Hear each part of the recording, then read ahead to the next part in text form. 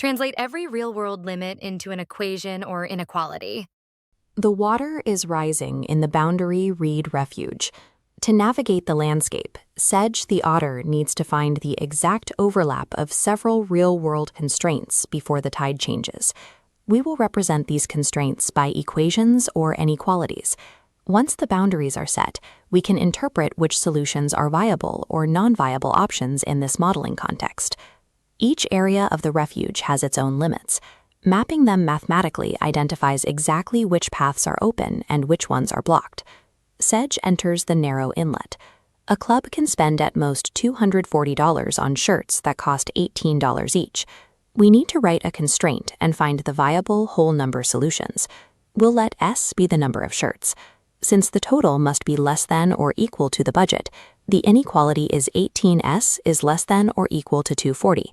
Algebraically, S is less than or equal to 13.33.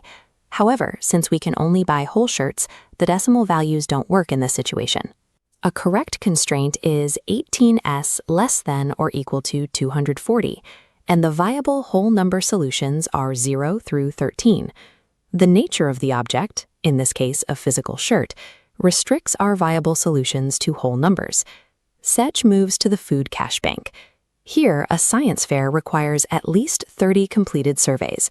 We need to write the constraint for the number of surveys n and interpret a value of n equals 24. At least 30 sets a lower bound, meaning n is greater than or equal to 30.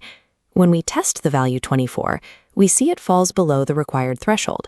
The constraint is n greater than or equal to 30, and n equals 24 is not viable.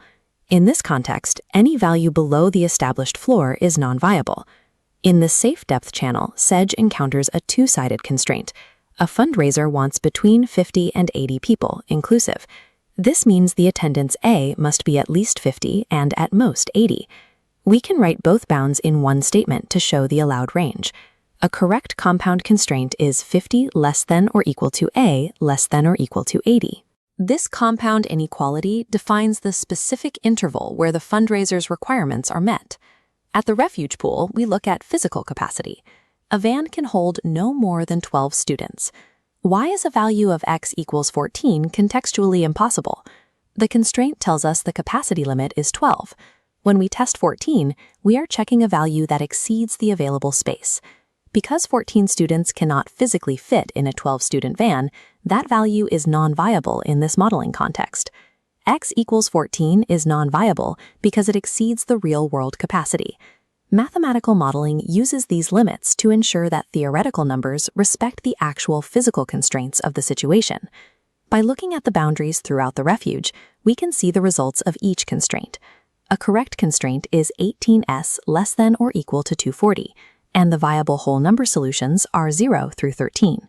The constraint is n greater than or equal to 30, and n equals 24 is not viable. A correct compound constraint is 50 less than or equal to A less than or equal to 80. X equals 14 is non-viable because it exceeds the real-world capacity.